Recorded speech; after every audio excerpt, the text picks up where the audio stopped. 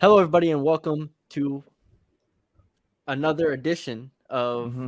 the BC Buckets NBA Draft. Colin, Yep. Charlotte Hornets are on the board here. Victor Wembanyama was taken with the first pick. Now becomes the pick where nobody knows who's going to be taken here. Scoot Henderson, Brandon Miller. I mean, we've both been on Twitter, Colin. Everybody's saying everything can Yeah. be on the board here. They're not trading the pick anymore. The Trailblazers aren't trading their pick, so it looks like we're gonna have a 2-3, a standard 2-3 here. Who do you think they're gonna take? They better take Scoot. I agree. They better take Scoot. I agree. The more I thought about it, which we had him going in the mock draft, but I just think Scoot Henderson is a far superior prospect. I mean, I feel like everybody up to this point said Scoot would be the first overall pick if Victor wasn't there. But then for some reason he's debated to going 3 instead because of fit. You don't pick a player if you're have the second pick of the NBA draft. You don't pick for fit. Yeah. You just don't pick for fit. Yeah. So I think you go Scoot Henderson here. Yeah, I would be. I won't say I would be disappointed in Charlotte if they took Brandon Miller, but it just feels like you're forcing something that doesn't need to be forced here. Right. At the end of the day, LaMelo Ball is 6'7". He can handle, he can shoot, he can play. When he was on the court 2 years ago, they made the play-in tournament, and they were a quality team. Here comes the pick. Let's see it. I didn't share my screen time.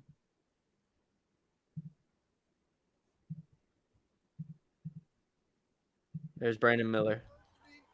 It was Brandon Miller. Brandon Miller. Jeez, man.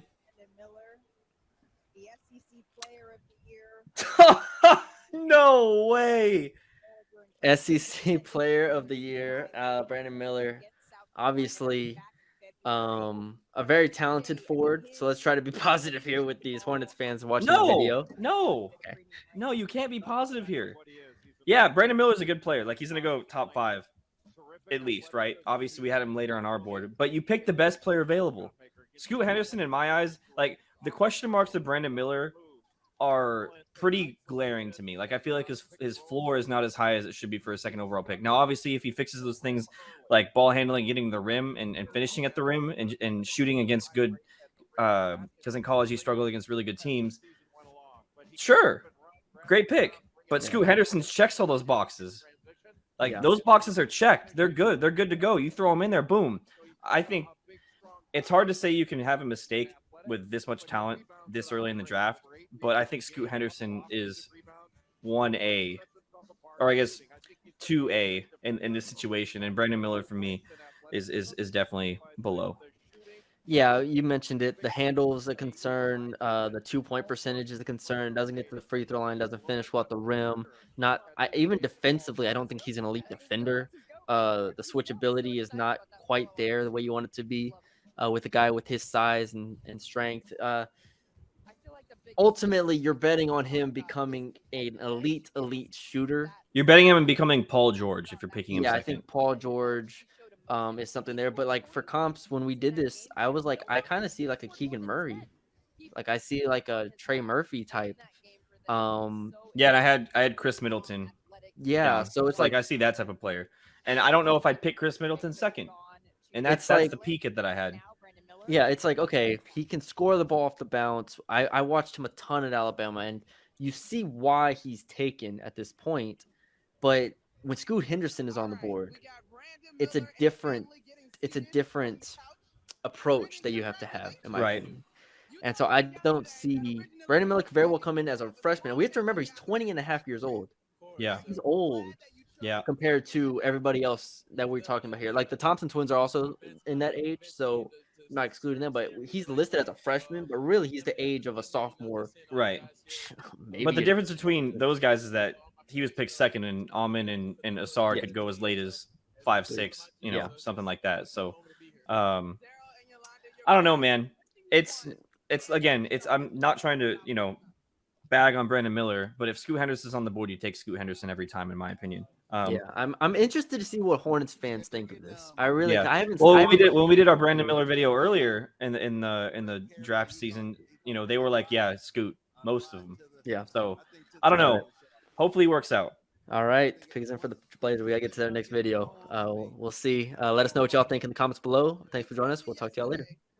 Dang, we're rolling right into the. All right, well, I guess we're just editing this straight off.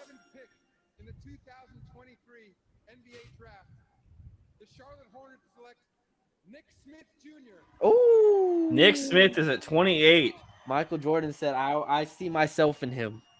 I see myself in him at 28. Nick Smith, man. For his family. This is an interesting pick. This is about where I had him on my board, right? I had him at 27. No, I had him Yeah. at 28.